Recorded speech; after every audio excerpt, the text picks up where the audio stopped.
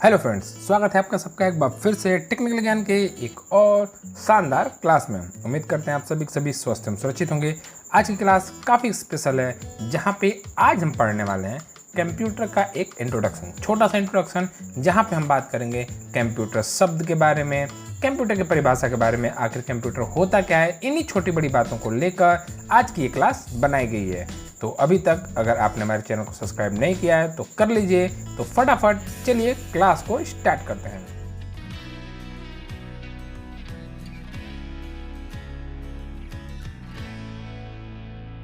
तो सबसे पहले बात करते हैं कंप्यूटर शब्द की।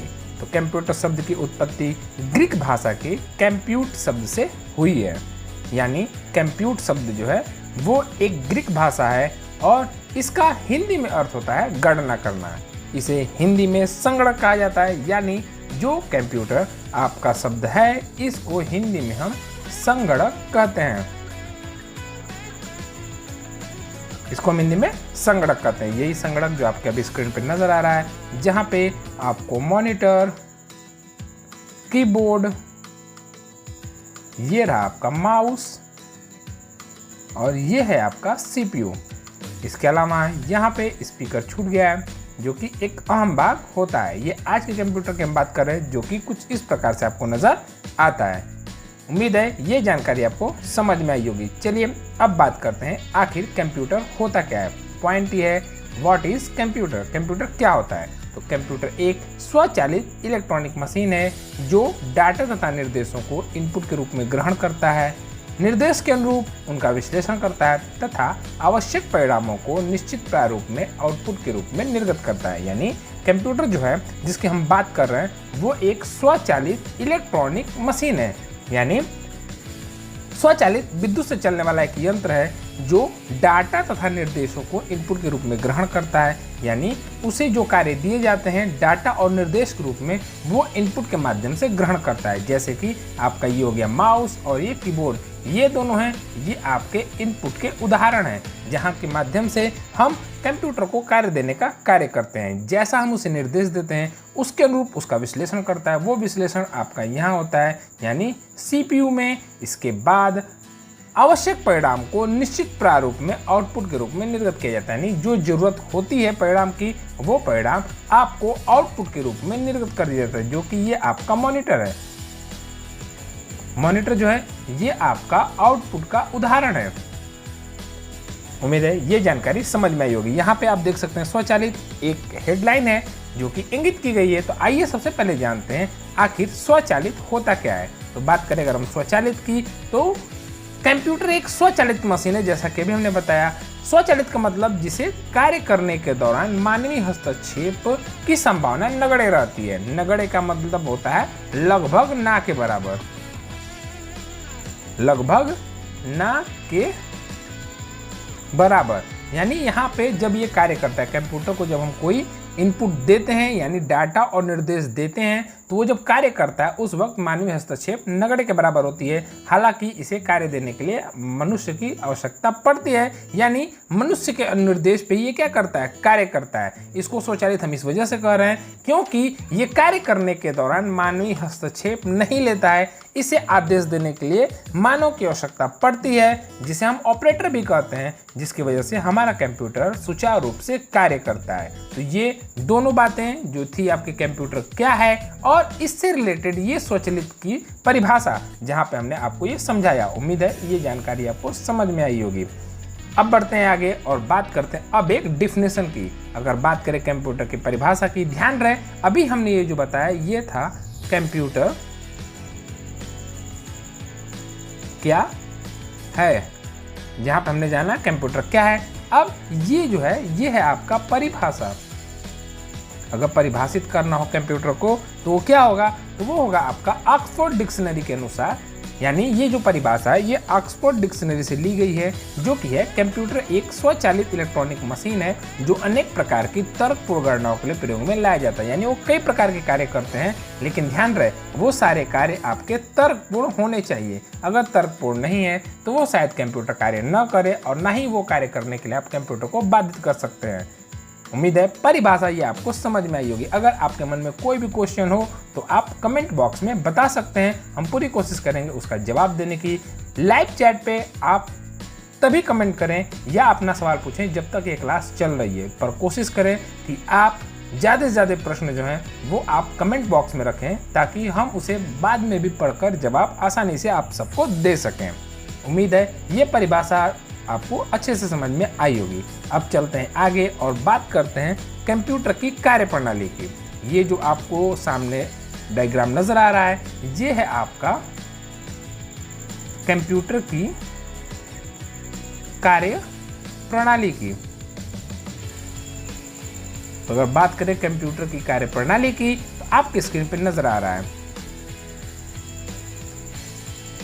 कार्य प्रणाली, जिसमें आपको सबसे पहले मिलता है इनपुट, फिर होता है प्रोसेस और फिर होता है आउटपुट। यानी जब हम किसी डाटा को कंप्यूटर के देते हैं तो वो इनपुट के माध्यम से देते हैं। इनपुट के कुछ महत्वपूर्ण उदाहरण में से एक है आपका कीबोर्ड और माउस। और वहीं बात करें प्रोसेस के दौरान तो ये सारे कार्य जो होते हैं वो होते हैं सीपीयू में। और बात करें आउटपुट की तो ये होगा आपका मॉनिटर और स्पीकर। एक बार फिर से समझ लेते हैं, कंप्यूटर को कार्य देने के लिए हम डाटा जो है वो कीबोर्ड और माउस के माध्यम से कंप्यूटर को दिया जाता है। ये एक साधारण सा एग्जांपल है, लेकिन अगर बात करें इनपुट की तो हर वो डिवाइस जो कंप्यूटर को कार्य देने का कार्य करती है वो सब के सब इनपुट डिवाइस कहलाते हैं।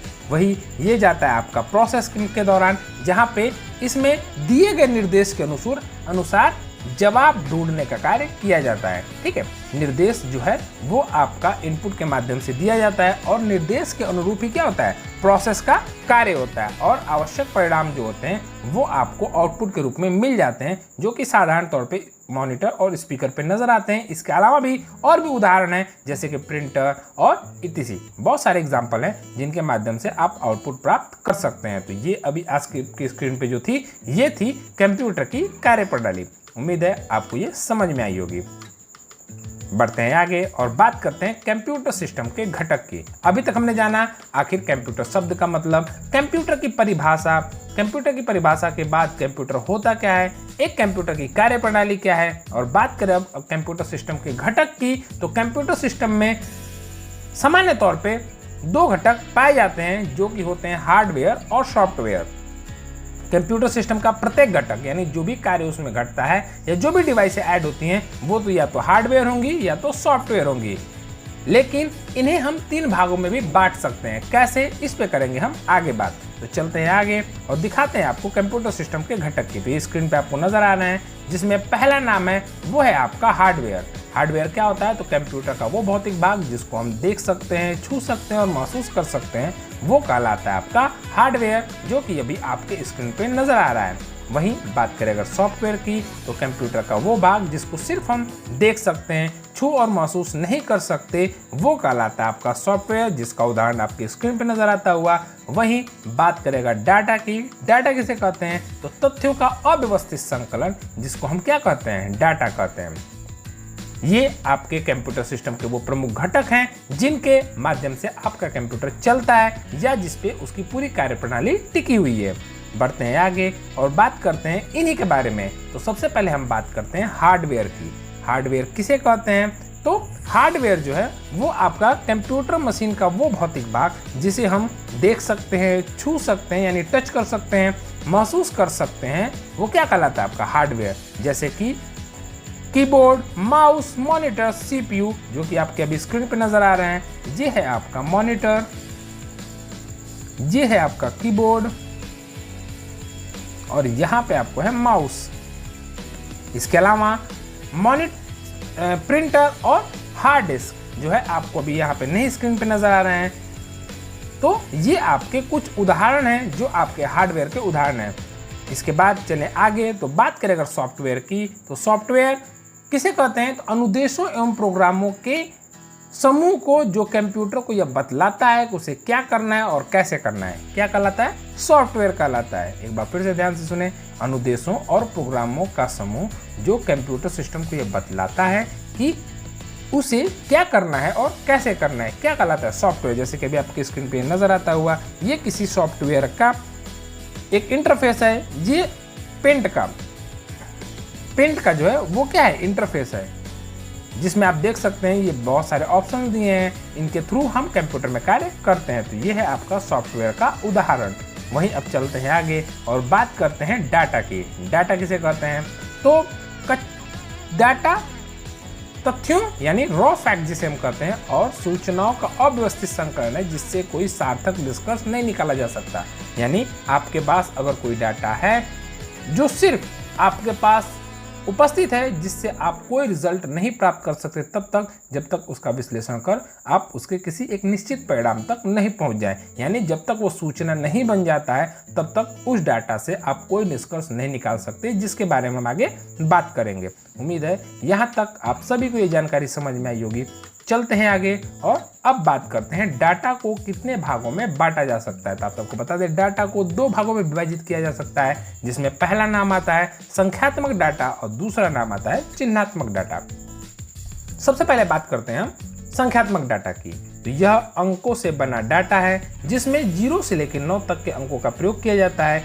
इस तरह डाटा पर हम अंकगणितीय क्रियाएं कर सकते हैं, उसे हम क्या कहते हैं, संख्यात्मक डाटा कहते हैं। यानी वो डाटा जिसमें हम अंकों का प्रयोग करते हैं और जिसमें हम अंकगणितीय क्रियाएं करते हैं, वो सब डाटा क्या कहलाएंगे, आपके संख्यात्मक डाटा कहलाएंगे। जिसके उदाहरण है आपके विद्यार्थियों के प्राप्तांक और कर्मचारियों का वेतन। यानी जो आपको मार्कशीट मिलती है, उस मार्कशीट में जो अंकों का प्रयोग होता है, अगर उस अंकों को हम कंप्यूटर के द्वारा बनाएं तो वो डाटा जो होगा वो आपका संख्यात्मक डाटा के अंतर्गत आएगा। उम्मीद है ये संख्यात्मक डाटा आपको समझ में आई होगी। कोई भी डाउट्स के लिए कमेंट बॉक्स हमेशा आपके लिए खुला हुआ है, आप अपना प्रश्न उसमें भेज सकते हैं। चलते हैं आगे और बात करते हैं चिन्हात्मक डाटा की। चिन्हात्मक डाटा किसे कहते हैं, तो इनमें अक्षरों, अंकों तथा चिन्हों का प्रयोग किया जाता है। इसमें अंकगणितीय क्रियाएं नहीं की जा सकती, पर इनकी तुलना की जा सकती है, जैसे कर्मचारियों का पता। एक बार फिर से समझें, चिन्हात्मक डाटा में हम अंकों का प्रयोग तो करते ही हैं, साथ ही साथ उसमें अक्षरों का भी और चिन्हों का भी प्रयोग करते हैं। इसी वजह से हम इसमें अंकगणितीय क्रियाएं नहीं कर सकते, पर इनकी तुलना जरूर कर सकते हैं। उदाहरण के तौर पर कर्मचारी का पता, जैसे किसी का एड्रेस जब हम उसमें फिल करते हैं तो हम सबसे पहले जैसे मकान संख्या, फिर वहां पे हम एक सिंबल का यूज करते हैं, उसके बाद लिखते हैं एड्रेस, इसके बाद हम लास्ट में पिन कोड जैसी चीजों को ऐड करते हैं। तो इस तरीके से हम क्या करते हैं, यहाँ पे हम अंकों का, चिन्हों का और अक्षरों का भी प्रयोग करते हैं। यही आपका कर्मचारी का पता जो है इसका सबसे अच्छा उदाहरण है, जिसको हम चिन्हात्मक डाटा कहते हैं। चले आगे तो अब बात करते हैं डाटा प्रोसेसिंग की। डाटा जो हमने पढ़ा उसमें अब डाटा प्रोसेसिंग क्या होता है, तो डाटा प्रोसेसिंग जो होता है, डाटा का उपयोगिता के आधार पर किया जाने वाला विश्लेषण डाटा प्रोसेसिंग कहलाता है। यानी अगर आपके पास कोई डाटा है और उसका आप जिस प्रकार से इस्तेमाल करते हैं, यानी उसकी जिस प्रकार से आपको जरूरत हो। अगर एक उदाहरण दें तो मान लीजिए कि अगर कोई विद्यालय है, किसी कक्षा की संख्या आपके पास है और जानकारी हासिल करनी है किसमें आपके कितने बच्चों का एडमिशन हुआ है, तो आपका उसके आधार पर विश्लेषण किया जाएगा। अगर आपको जानना है कि उसमें कितने बॉयज हैं या कितने गर्ल्स हैं, तो उसके हिसाब से उसका विश्लेषण होगा। इसी तरीके से अलग अलग जब हम विश्लेषण करते हैं किसी डाटा को आधार बना के, वही बात बता रहा है कि डाटा का उपयोगिता के आधार पर, यानी हमारे पास जो डाटा है उसका किस प्रकार से हम इस्तेमाल कर रहे हैं, जैसा हमारा उपयोग है उस प्रकार से हम उसका विश्लेषण करते हैं। और यही प्रक्रिया क्या कहलाती है भाई, डाटा प्रोसेसिंग कहलाती है। उम्मीद है डाटा प्रोसेसिंग आपको अच्छे से समझ में आई होगी।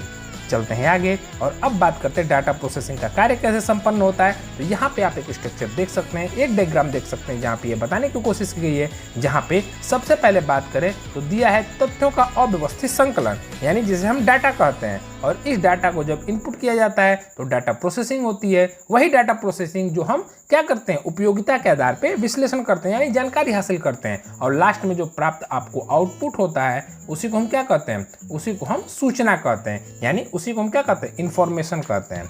इन्फॉर्मेशन होता क्या है उसको हम आगे पढ़ेंगे। तो चलिए चलते हैं आगे और बात करते हैं इन्फॉर्मेशन की। इन्फॉर्मेशन किसे कहते हैं, तो डाटा का उपयोगिता के आधार पर किए गए विश्लेषण और संकलन के बाद प्राप्त तथ्यों को हम सूचना कहते हैं। यानी डाटा का जब हम उपयोगिता के आधार पर विश्लेषण करते हैं या संकलन के बाद जो हमें प्राप्त तथ्य होता है, यानी तथ्यों जब तक अव्यवस्थित है। संकलन के बाद प्राप्त तथ्य का मतलब हो गया कि यहाँ पे ये बताने की कोशिश की जा रही है कि अगर कोई डेटा आपके पास है और अगर वो क्रमबद्ध तरीके से नहीं है तो हम उस पर कोई निष्कर्ष नहीं निकाल सकते, लेकिन वही तथ्य आपके जब सूचना में कन्वर्ट होता है तो वो व्यवस्थित क्रम में हो जाता है, उस फॉर्म में हो जाता है, उस फॉर्मेट में हो जाता है जिसमें आपको आवश्यकता होती है, तो फिर हम उसे क्या कहते हैं, इंफॉर्मेशन या सूचना कहते हैं। इस प्रकार डाटा अव्यवस्थित तथ्य है, यानी जैसा भी मैंने बताया डाटा एक अव्यवस्थित तथ्य है जिस पे हम किसी परिणाम तक नहीं पहुंच सकते, जबकि सूचना एक व्यवस्थित डाटा है। यानी सूचना जब वो कन्वर्ट हो जाता है तो वो क्या हो जाता है, आपका व्यवस्थित डाटा हो जाता है जो प्रयोग करने वालों के लिए उपयोगी होता है। जाहिर सी बात है, उदाहरण पे आते हैं फिर से, जहाँ पे भी मैंने आपको बताया था कि अगर संख्या आपको मालूम है और उसमें कोई भी चीज़ जानकारी आपको हासिल करनी है और वो उस क्रम में आ जाए तो फिर आप क्या कर सकते हैं, उसका अपने हिसाब से प्रयोग कर सकते हैं, यानी उस डाटा या उस इंफॉर्मेशन का आप क्या कर सकते हैं, इस्तेमाल कर सकते हैं। उसी को हम क्या कहते हैं, सूचना कहते हैं। ये थी हमारी आज की क्लास, जहाँ पे हमने जाना कि एक कंप्यूटर बना कैसे, एक कंप्यूटर का शब्द कैसे बना, जहाँ पर वहाँ पे हमने जाना कंप्यूटर आखिर होता क्या है, जैसा आप स्क्रीन पे देख पा रहे हैं। एक बार फिर से देखें, यही वो आप आज का आधुनिक कंप्यूटर है जो कुछ इस प्रकार से नजर आता है, जहाँ पे आपको मॉनिटर, कीबोर्ड, CPU और माउस के साथ आपको एक स्पीकर भी नजर आता है। ये आपके कंप्यूटर, आज के कंप्यूटर हैं जिनके ये मुख्य भाग हैं। इसको हमने जाना, साथ ही साथ हमने जाना कि एक कंप्यूटर की परिभाषा क्या हो सकती है। परिभाषा के बाद हमने जाना कंप्यूटर की कार्यप्रणाली, कार्यप्रणाली के बाद उस कंप्यूटर सिस्टम के घटक को हमने जाना जो कि कुछ इस प्रकार से थे। इसके बाद हमने जाना कि उसमें जो यूज होने वाले हार्डवेयर, सॉफ्टवेयर और डाटा क्या होते हैं, और साथ ही साथ उस डाटा को हम कितने भागों में बांट सकते हैं। उसके अंत में हमने जाना कि उस डाटा का हम डाटा प्रोसेसिंग कैसे करते हैं, यानी जब वो कंप्यूटर में जाते हैं तो कार्य कैसे करता है, उसके बारे में हमने जाना। तो ये थी आज की हमारी क्लास। उम्मीद है सब जानकारी आपको समझ में आई होगी। अगर किसी भी प्रकार का कोई डाउट हो तो कमेंट बॉक्स आप सबके लिए खुला हुआ है, आप कमेंट करना न भूलें। साथ ही साथ अगर आप पहली बार जुड़ रहे हैं हमारे चैनल के साथ तो वीडियो को लाइक और चैनल को सब्सक्राइब करना न भूलें। मिलेंगे जल्द ही इसकी अगली जानकारी के साथ, तब तक रखें अपना ख्याल, अपने परिवार का ख्याल। Bye bye, take care.